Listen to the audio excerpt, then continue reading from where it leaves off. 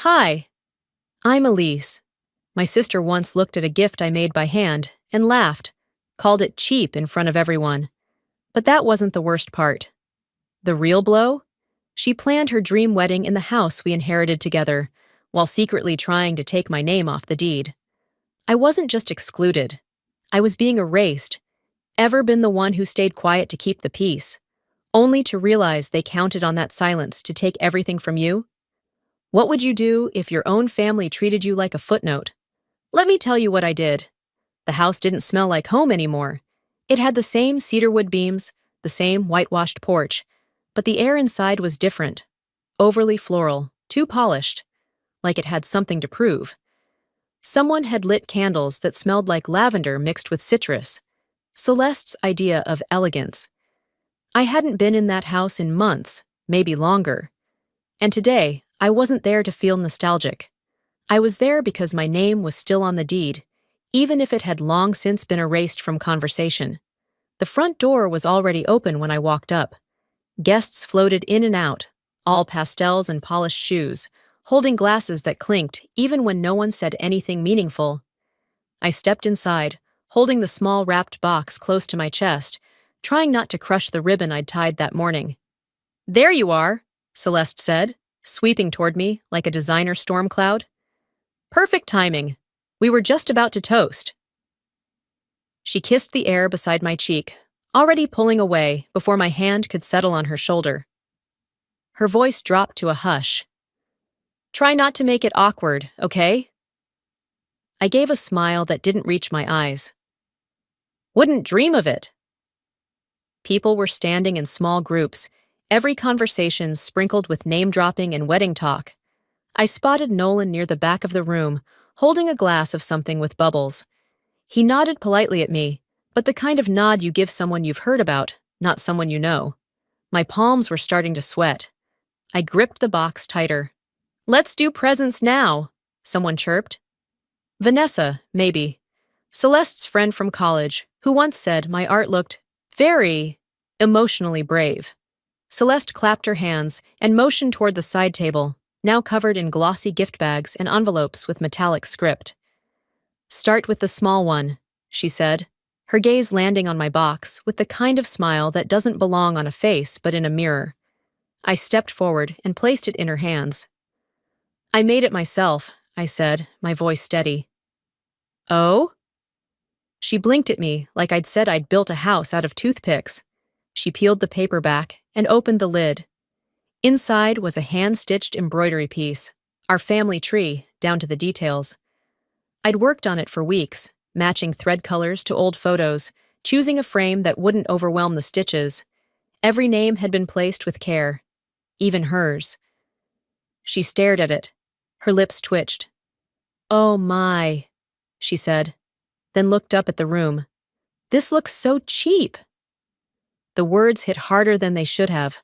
The room broke into a light ripple of laughter.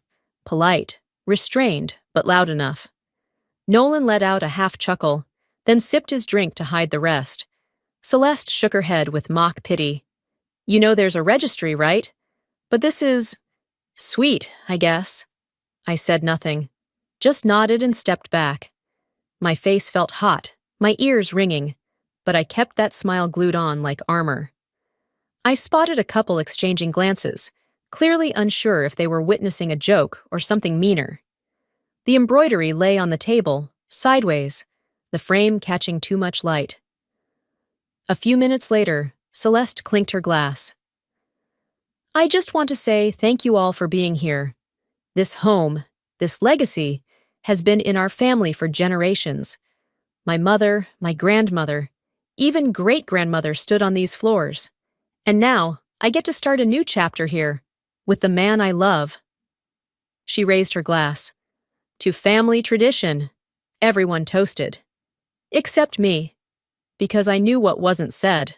The part where I'd helped save this house after Dad passed, when Celeste didn't return my calls until the probate lawyer said it might get liquidated. The part where I'd cashed out my retirement to cover back taxes, while she was off at a yoga retreat in Sedona. But sure. Legacy. My name didn't come up once, not when she spoke of generations, Not when she thanked everyone for their support. I could have been a guest, or a caterer, or a mistake someone forgot to uninvite. She finished her toast, Nolan kissed her cheek, and the crowd clapped like they'd just watched a trailer for something they didn't plan to see. I stood in the hallway for a moment, just long enough to feel the space shrink around me. No one turned. No one noticed when I left. I walked back to my car with the keys already in hand. When I shut the door, the sound felt louder than it should have, like closing something that couldn't be opened again. I didn't cry. That would have been too easy. I didn't yell. That would have let her win. I just sat there, staring through the windshield, looking at the house I once called mine. Not by ownership, but by memory. And for the first time in my life, I didn't want to walk back inside.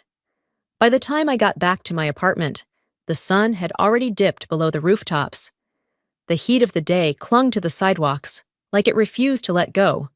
But inside my place, it was quiet. Too quiet. I kicked off my flats near the door and placed the untouched slice of engagement cake on the counter. I hadn't had the appetite for it at the party, and I still didn't now. I dropped my keys in the bowl by the sink and stood there for a moment, unsure what to do with myself. The kind of silence that doesn't just sit in a room, it sinks into your chest. A breeze nudged the curtains near the back window, and I could hear the faint rumble of a car somewhere down the block. My phone buzzed, but I didn't look at it.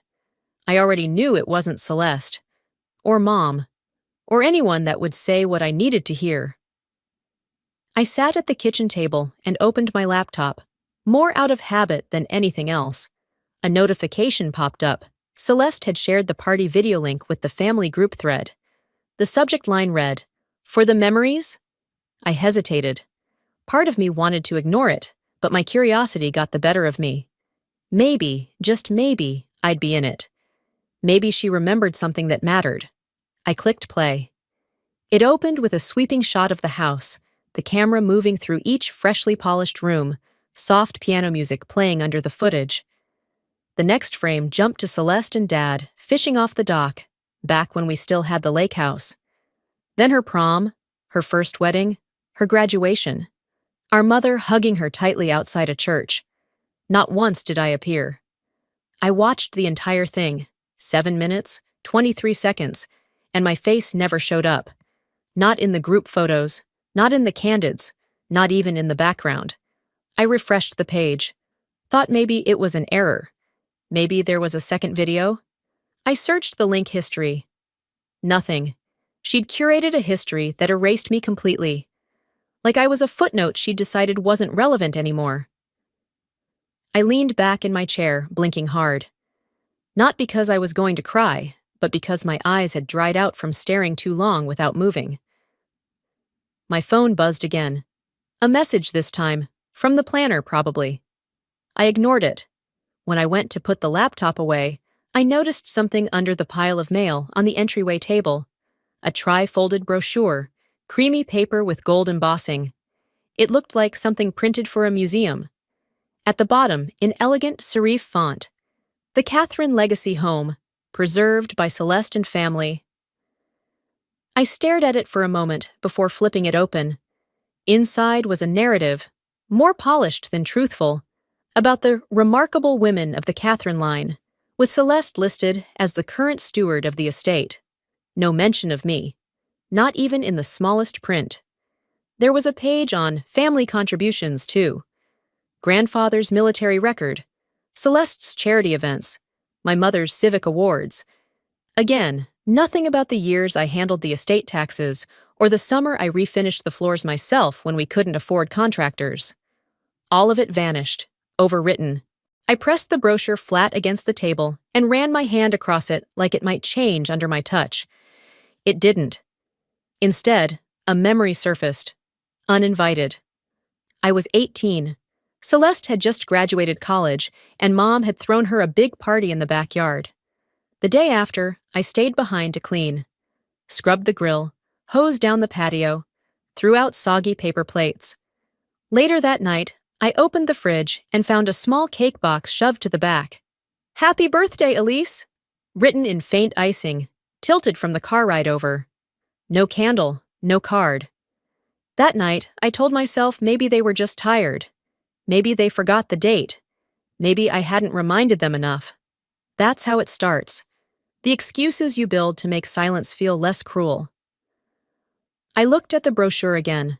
The story she'd built, the version of our family she'd handed out to vendors and friends, and probably emailed to investors as some charming backstory. She'd cut me out without ever lifting a pair of scissors. I closed the laptop gently and set it aside. My hands didn't shake. I wasn't angry, at least not in the traditional sense. What I felt was deeper, like realizing a photo had been doctored and you were the part edited out. I got up, pulled a fresh notepad from the drawer, and sat back down at the table. I opened to a blank page and began writing dates, memories, names. Not for anyone else, just for me. The time I met with the estate lawyer, the checks I wrote, the times I called the roofer, the weekend I drove 6 hours to get a deal on reclaimed wood for the downstairs hallway. I didn't need anyone to validate it, but I also didn't want to forget that it happened. They say history belongs to those who write it, so I started writing mine. The next morning, I woke up with a stiffness that had nothing to do with sleep. It settled somewhere between my shoulders, a quiet tension I couldn't stretch out. I made coffee, not because I wanted it, but because routine gives the illusion of order. My spoon clinked against the side of the mug louder than usual, or maybe it just felt that way in the silence. By late morning, I'd talked myself into driving over to Mom's. I packed some chicken soup in a glass container and wrapped it in a towel like I'd done so many Sundays before. Her apartment wasn't far, just a 15-minute drive across town, but today it felt like heading towards something I couldn't quite name. When she opened the door, she smiled like she hadn't forgotten anything, like last night's party hadn't happened. "Oh, Elise, come in," she said, stepping aside. I kissed her cheek and handed her the soup. She set it down on the counter and walked into the living room as if I wasn't standing there holding a conversation starter in my hands. I followed her slowly. She turned on the TV, some home renovation show where perfect strangers fixed other people's problems with sledgehammers and tile samples. We sat in that manufactured comfort for a few minutes before I cleared my throat. "I didn't stay long last night," I said, as neutrally as I could manage. She didn't look over. "It was lovely, wasn't it? Celeste really knows how to put on a show."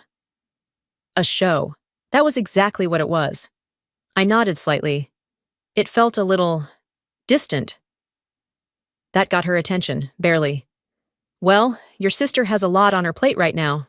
You know how she is, wants everything just right." "I noticed," I said, then paused. "I guess I just wasn't expecting to be left out of so much." She sighed. A long, practiced exhale. "Elise, sometimes it's better to let things go. Don't make this about you. It was her night." There it was. The line I'd heard more ways than I could count. Don't make this about you. The unspoken mantra of being the second daughter, the quieter one, the one who fills the cracks, but doesn't get her name carved into the stone. I forced a smile. "Of course." She patted my hand like I was being overly sensitive. "You've always been the strong one." I almost laughed. Not because it was funny, but because of how often strength is used as a reason to ignore someone's absence. Later, while rinsing our dishes at the sink, I noticed a few papers tucked under her recipe stand. The top one had been folded in half, like someone meant to put it away but got distracted. I didn't mean to read it, at least not at first, but a phrase caught my eye. House Design and Problem Management. The email was a forwarded chain. Celeste had sent it to her wedding planner, and Mom had printed it. Why, I didn't know. The message read, "Don't worry about Elise. She's always been the quiet one. We'll manage her." Manage me. Like I was a spreadsheet, a pothole, a tricky headline in a family press release. I folded the email back the way I found it, my hands steady, but my chest hollowing out slowly, like a balloon losing air in a room where no one hears the hiss. We chatted for a little while longer, about the neighbor's cat, her latest book club pick. But I wasn't there anymore. When I got home, I placed the folded email next to my laptop. It sat there for a few minutes before I opened the shoebox in the closet. Inside were old cards and photos I hadn't looked through in years. One envelope, yellowed at the edges, had my name in Dad's handwriting. I opened it carefully. It was the card he gave me when I graduated college. I'd forgotten the words until I read them again. "You are the soul of this family, even if no one says it out loud." I sat there for a while, holding it between my fingers like it might fall apart if I let go. Then I pulled out a manila folder and labeled it, "In case I forget my worth." Inside, I placed the email, then the card, then the photo of me sanding the stairs back in 2009, the summer the house almost fell apart, and no one else had time to care. I didn't intend to use any of it, not yet. But something in me had shifted. Not a scream, not a fight, just a turning of the lock. They weren't preparing to confront me. They were preparing to erase me before I noticed it was happening. So I started preparing too. I didn't sleep much that night. It wasn't insomnia exactly, more like my mind kept pacing even while my body stayed still. Around 4 in the morning, I finally gave up, made a cup of tea, and sat at the kitchen table staring at the manila folder I'd labeled the night before. By mid-morning, the sun was fully up, and the air had that heaviness Charleston carries before it decides whether to rain or just smother you with heat. I pulled out an old address book I hadn't touched in years. Flipping through the pages, I found Marshall's name still written in my father's blocky print. Marshall Reed, James's attorney, estate affairs, trustworthy, private. The note beside it wasn't mine. Dad must have written that sometime before everything went sideways. I called the number. It rang twice before an older male voice picked up. "Reed Law Office." "Hi, this is Elise Catherine. I was wondering if Marshall Reed still practices." There was a pause, then a quiet chuckle. "Well, I'd certainly hope so, since you're speaking to him." I smiled despite myself. "Mr. Reed, I'm James's daughter." "Elise." "Of course." His tone shifted, warmth under control. "I haven't heard from your family in, what, over a decade?" "I know it's been a while," I said, fingers pressing the side of my mug. "I was hoping to meet, to ask a few questions." There was a pause, but not a hesitant one. "James always said you were the one who paid attention. Come by the office this afternoon if you can." By 2 o'clock, I was in his waiting room. It smelled like leather and lemon polish, the kind of place that hadn't changed decor since 1995, and wore that fact with pride. Marshall stepped out from his office and gestured me in. He looked older, his silver hair now entirely white, but his eyes were sharp. "I was sorry to hear about your father," he said as we sat. "Thank you.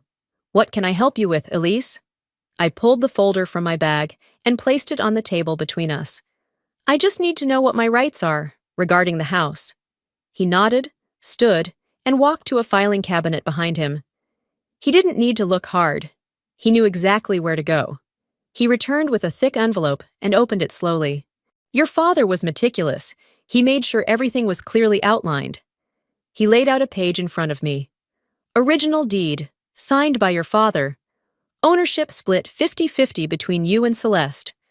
I stared at the page. My name, typed clean and official, stared back at me like a long-lost relative. It didn't just confirm I had a stake. It confirmed I'd been lied to for years. Marshall tapped the corner of the document. He insisted both daughters had equal stake. I remember him saying, "Celeste may be the star, but Elise is the spine." My throat tightened, but I didn't let it show. I nodded once. "There's more," he said, pulling out a separate sheet. "This came in 2 years ago. A request to transfer the deed into sole ownership, Celeste's name only." He passed it to me. The county clerk's response was stapled behind it. "Request denied. Missing co-owner signature." She tried to cut me out. And failed. I didn't say a word for a full minute. Marshall watched me with the patience of someone used to long silences and heavy truths. Is it possible to sell my half? I asked finally. He leaned back. You can sell the whole thing. Both names are still valid. You're not tied to her consent unless a new contract supersedes this, which it doesn't. I nodded slowly. I'd like certified copies. Of course. He moved to the printer, and I took a breath. The kind you take when the air has weight, and you finally have enough strength to push against it. When he returned, I stood to leave. He handed me the envelope and said, Your father would have wanted you to have this, and not just because of paperwork. I nodded again, this time softer. Thank you. As I stepped out onto the street, the sun had dimmed behind a veil of clouds. The light was still there, but muted, like it knew not everything needed to shine to be seen. I looked down at the envelope in my hands. She'd built an entire world pretending I didn't matter, and yet here it was, in ink and official seals, proof I hadn't just mattered, I had rights. I hadn't raised my voice. I hadn't thrown a single punch, but I had the one thing that couldn't be ignored. Paper doesn't lie. It had been a week since I left Marshall's office with that envelope in my hands. 7 days of silence, of holding a piece of truth I hadn't shared with anyone, not because I was scared, but because power tastes different when you don't rush to use it. That Tuesday, I decided to visit the house. No text, no call.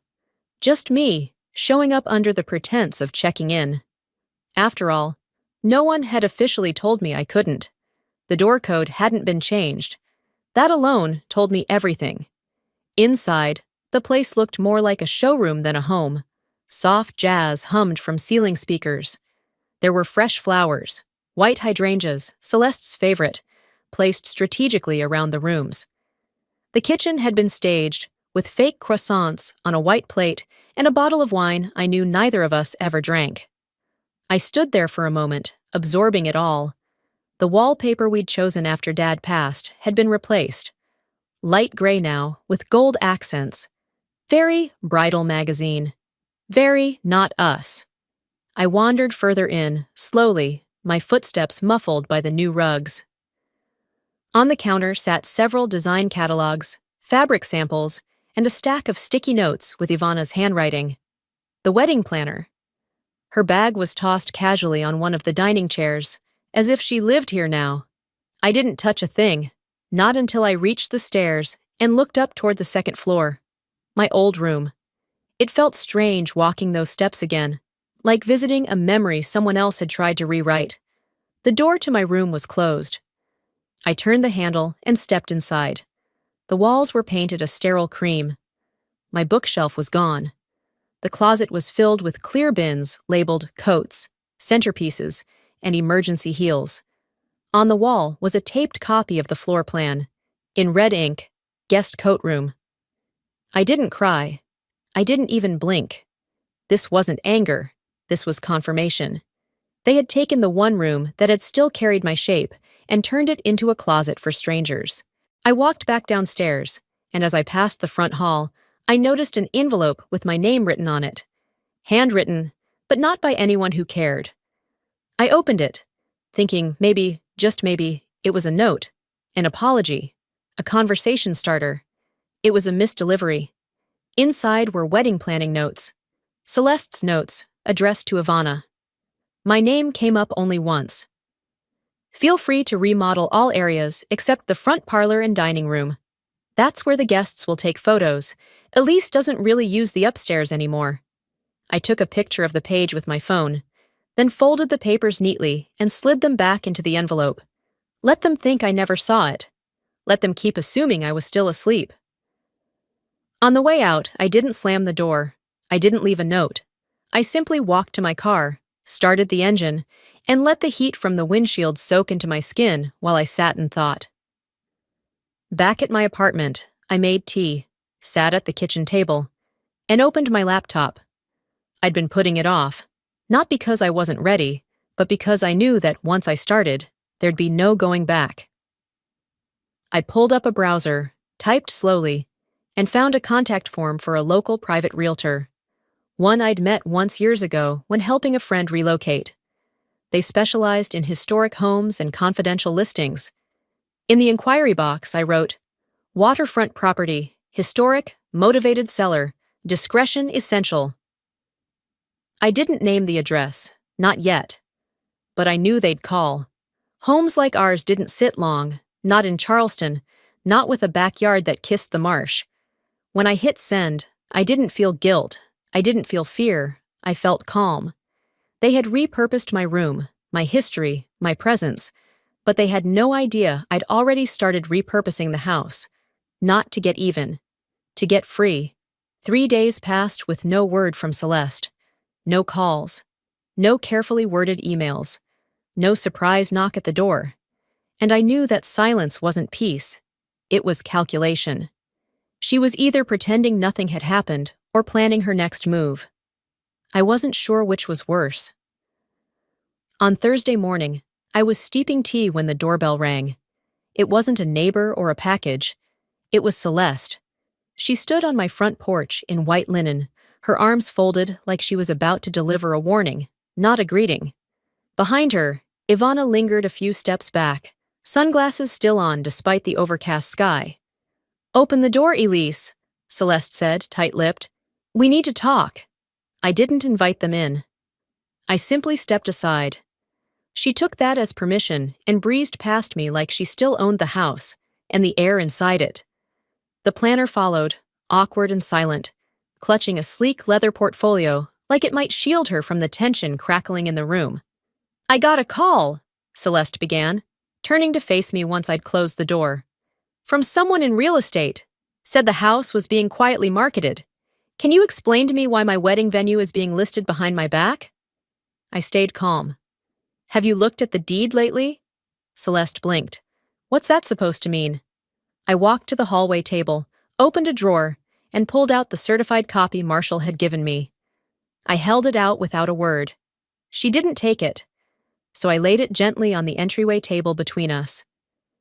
"Half of that house belongs to me," I said evenly. "Legally. Still. Always has." Ivana looked between us, clearly re-evaluating whether she should have come. Celeste crossed her arms. "This is petty, Elise. You're going to ruin everything over some technicality? This is my wedding." "No," I said. "This is our family home, and you're turning it into a photo shoot. That's not fair." "Neither is being erased," she scoffed. "You're being dramatic." I tilted my head slightly. "You're being entitled." We stood there in silence for a moment that stretched thin as wire. Then the door opened again. Nolan walked in, keys still in his hand. He stopped short when he saw all of us there. Celeste mid-argument, Ivana shifting uncomfortably, and me holding my ground. "I didn't realize there was a meeting," he said carefully. Celeste composed herself in seconds. "We were just clearing something up." Nolan turned to me. "Is this about the house?" I nodded once. Celeste interjected, her voice syrupy. "It's just a misunderstanding." I didn't raise my voice. I didn't have to. "It's not complicated," I said, handing Nolan the same document. "It's documented." He read silently. His expression didn't change much, but his eyes stopped on my name. Printed, legal, real. "You're co-owner?" he asked, more to confirm than question. "Yes," I answered, and she tried to transfer full ownership without my signature. The clerk denied it. Celeste's face hardened. "Why are you doing this? Out of spite?" "No," I said. "Out of necessity." Ivana finally broke her silence. "Should I step out?" "No," I replied, keeping my eyes on Celeste. "You might as well hear it." I turned slightly, my voice steady but colder now. "I've watched you claim credit for everything, from family history to this house to my silence. But here's the truth. You can't stage a wedding in a house you don't legally control. And you certainly don't get to erase me and expect me to stay quiet while you make a grand entrance on the very floorboards I paid to fix." Celeste laughed bitterly. "You've always had a flair for martyrdom." "No," I said. "I've just learned that being quiet doesn't mean being invisible, and I don't need your approval to matter." Nolan didn't say a word, but he folded the paper and handed it back to me, not her. That said more than any speech could. Celeste looked at him, then back at me, eyes sharp but uncertain. She opened her mouth to respond, then closed it again. She turned on her heel and left without saying another word. Ivana hesitated. "We'll be in touch," she said softly, before following her out the door. When it shut behind them, the house fell silent again. But this time, the silence wasn't hollow. This time, I'd filled it. I stayed in the foyer for a while after the door closed, listening to the echo of Celeste's heels fading down the steps, like thunder finally moving off in the distance. I didn't move, didn't sit, didn't even exhale. I'd said what needed to be said. The words hung in the air like smoke after a match strike. Not hot, not angry, just lingering truth. By the next morning, I had confirmation that our quiet battle had become a full-blown war. The envelope came via overnight courier. A pale gray folder inside bore the crest of a downtown law firm Celeste had used before, when she sued an old business partner for breach of contract and won. She didn't believe in consequences unless she was the one delivering them. Inside was a formal demand for mediation. "Disputed use of shared property," it said. I scanned the lines quickly. "Cease all sales activity, suspend the listing, refrain from contacting realtors or potential buyers." There was no signature from Celeste, but her fingerprints were all over it.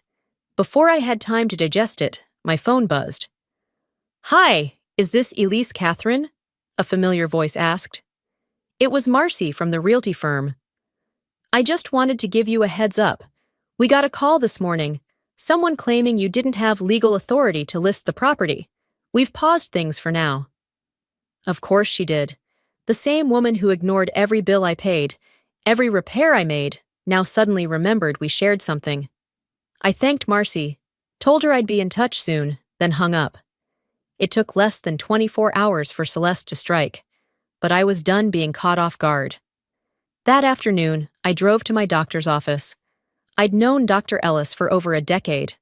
We didn't talk often, but he'd seen me through a few surgeries and an early cancer scare. He didn't ask why I needed a cognitive evaluation on paper. He just did it. When he handed over the notarized letter confirming my mental fitness and decision-making ability, he didn't press for details. "Just in case," I told him. He nodded once. "Some families don't understand quiet strength until it refuses to sit down." From there, I drove straight to Marshall's office downtown. I handed him the legal packet, the evaluation letter, and a copy of my response. "Do not let them make this about my stability," I told him. "She'll try to spin this as me unraveling. I want it clear and on record. I know exactly what I'm doing." Marshall flipped through the documents, his eyes narrowing. "She's playing hardball," he muttered, "but she overreached. Then let's show her what happens when she plays that way with the wrong sister."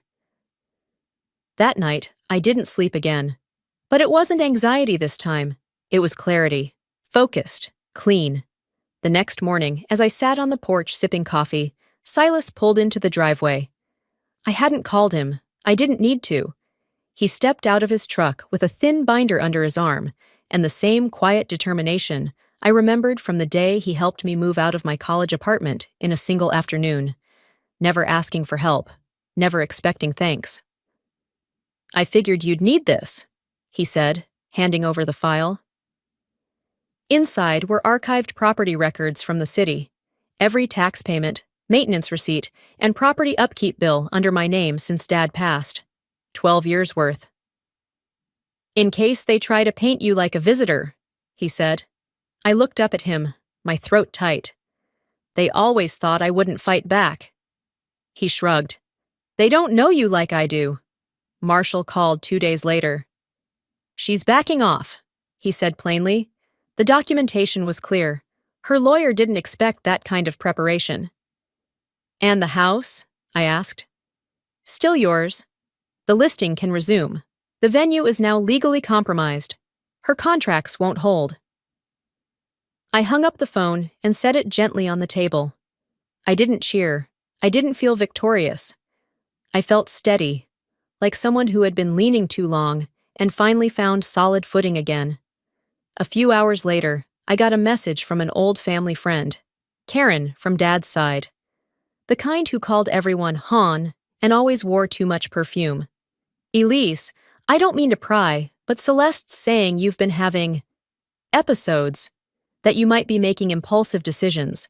Is everything okay? I closed my eyes and took a breath before replying. Everything is exactly as it should be, Karen, but thank you for checking. The first domino had fallen. She didn't just lose a house, she lost the script. By the time Saturday rolled around, the weather had turned almost mockingly perfect. Bright skies, no humidity, just enough breeze to make the marsh sparkle. It was supposed to be her day, Celeste's day, the one she had curated down to the scent of the soap in the guest bathrooms. Instead, the venue stood locked, cold, and completely silent. I wasn't there, but word traveled quickly. Guests began arriving around noon, some confused, others irritated. There were murmurs in the group chats, messages sent to coordinators, a few attempted calls to vendors. All went unanswered. Around 12:47 p.m., the planner sent out a text blast to every guest number on file. Due to an unforeseen legal complication with the venue, today's event is postponed. We deeply apologize for the inconvenience. That was it.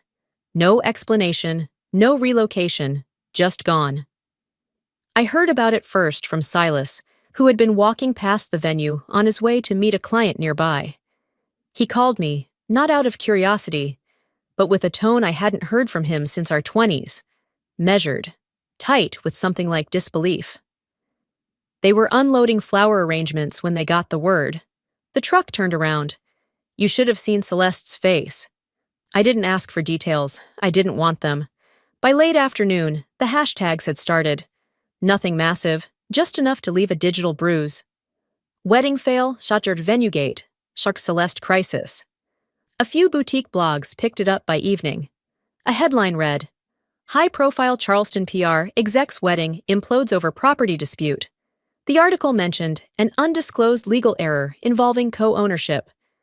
My name wasn't in it. Neither was hers. But the locals knew. And in a city like this, reputation moves faster than traffic. I stayed in. Cooked dinner without the TV on. Washed dishes slower than usual. Every now and then, I'd glance at my phone, not because I expected a call from her, but because part of me still lived with the reflex of waiting. Around 6:30, a family friend texted me. Was the venue situation really that serious? I replied. It was that real. Meanwhile, Celeste had apparently tried to salvage what she could by hosting a small reception at a nearby hotel lounge. Photos showed up online. A charcuterie spread, a champagne tower that looked sad without context, and guests dressed for an event that had already evaporated. One photo caught my eye. A framed embroidery sitting on a display table near the guest book. It was the one I'd made, the family tree. The same one she'd laughed at weeks ago, called cheap, in front of a room full of people. I stared at the image, squinting to see if the stitching was still intact after being mishandled. Under the picture, someone had commented, So sweet and personal. Celeste, did you make that? And there it was. Her reply, casual as a shrug. Oh no, that's from Elise. Just a little crafty thing she does. Etsy vibes. Etsy vibes. She didn't have to smear me anymore.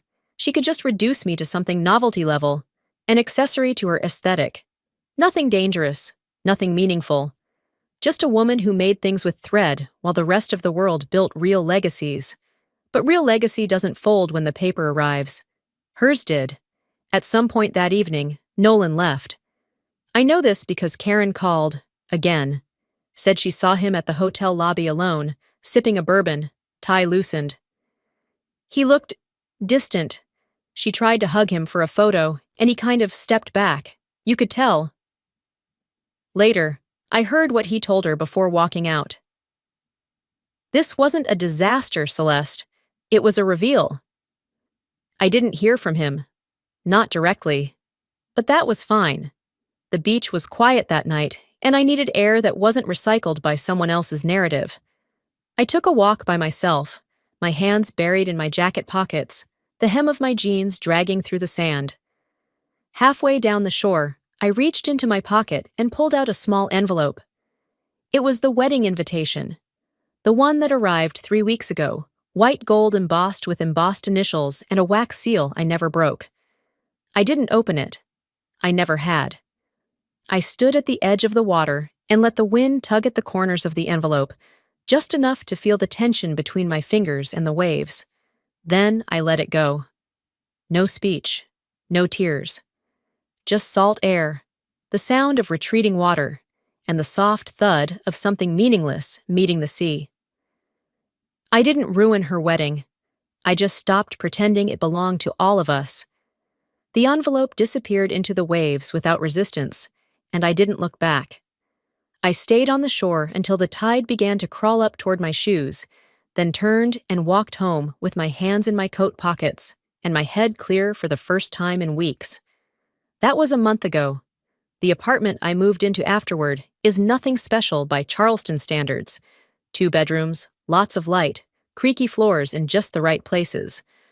The walls are white for now, though I've taped a few swatches in the hallway, unsure whether I want soft blue or green-gray. The kitchen is small but clean, and the windowsill above the sink gets just enough sun to keep basil alive. I hosted a housewarming last weekend. Not a big event, just Silas, Marshall, and 2 old friends who still remembered what my name sounded like in a conversation. We had pie instead of cake, wine instead of champagne. Nobody made a toast. Nobody needed to.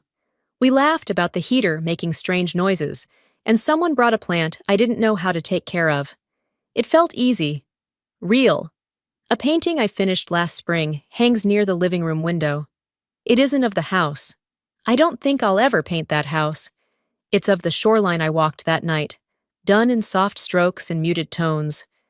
It isn't meant to impress anyone. It just exists, like I do. Tuesday morning, I found an envelope in my mailbox. No return address, but I recognized the handwriting. Inside, on a single sheet of notepaper, were the words, "I remember more than I ever said. I'm sorry for being silent when it mattered. No signature, but I didn't need one. I folded it carefully, slid it into the drawer next to my keys, and let it be. I didn't call her. I didn't respond. There was nothing left to say. Some apologies weren't meant to rebuild anything. They were just acknowledgments, like flowers left at the edge of a grave. A few days later, I got a voicemail from Nolan. "I see you differently now," he said. "That's all I wanted to say." I deleted it without listening a second time. Not because I was angry, but because I didn't need him to see me clearly anymore. I already did. Later that week, I framed 3 things and hung them in my hallway.